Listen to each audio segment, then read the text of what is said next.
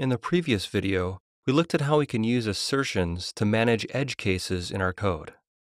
In this video, we're going to demonstrate how to utilize try, catch, and throws to gracefully handle errors when they occur. We'll also see some custom error types and functions that can throw. As of Swift 2, Swift offers first-class support for throwing, catching, propagating, and manipulating recoverable errors at runtime. When an error is thrown, we'll generally want to handle our error by injecting a default dependency or by using a secondary approach to the task at hand.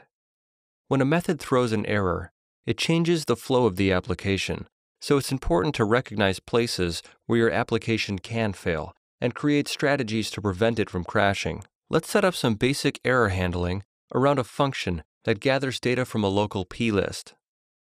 With the error handling application opened, we're going to create a simple function named dict_from_plist, which will attempt to read from a non-existent plist file and return a dictionary. Since the Swift compiler doesn't know if we're going to find a value or not, our call to path for resource returns an optional. So if we wanted to, we could simply change our method signature to return an optional and then force unwrap our value. Then we'll call dict_from_plist from our viewDitLoad. We can go ahead and add a traditional if-let statement to unwrap the result. Let's build and run and see how this fares.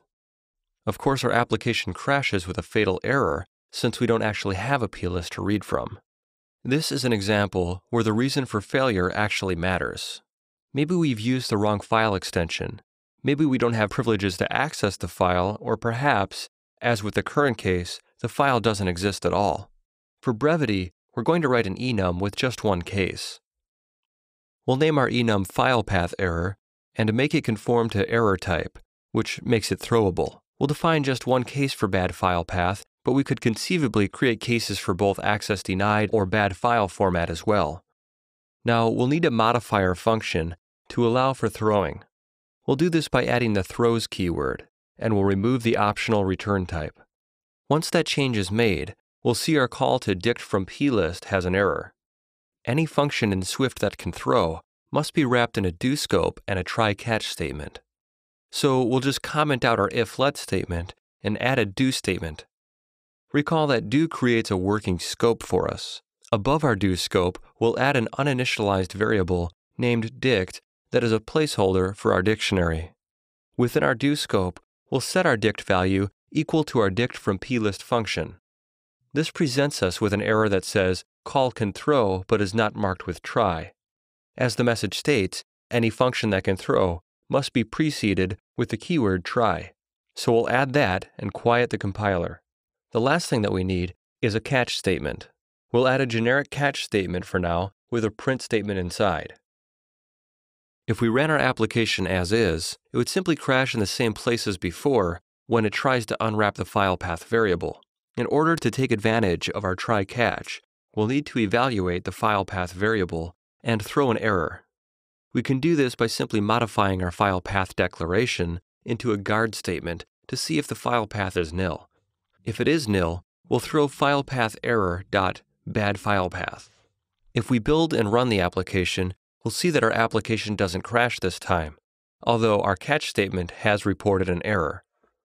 In our try-catch statement, we're just watching for any type of errors, but we can create different catch statements for different error types. Let's modify our catch statement to handle both generic errors and our bad file path error by inserting another catch above our existing one, and then by adding the name of our enum followed by the case we want to handle. Then we can rewrite our catch-all statement to be more suitable to its purpose. If we run this, we see file path error bad file path, which doesn't really tell us much. What if we wanted to get more information out of this error? We can do this by associating a type with our enum's bad file path case.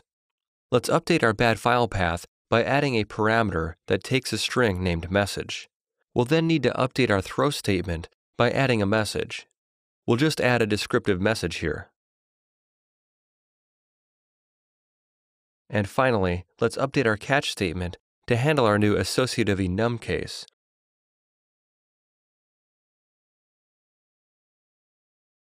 That should do it. Build and run, and you should see your error message printed to the console. There's quite a bit more to be said about error handling. For more discussion and some links to external resources, please view this video's resource page. In this section, we introduced the LLDB debugger and command language. We looked at how we can modify breakpoints to better suit our debugging efforts. We saw how to use address sanitizer to reveal bugs in Clang, and we also discussed assertions and error handling. In the next section, we're going to get a grasp on Big O notation and the performance implications behind our programming choices.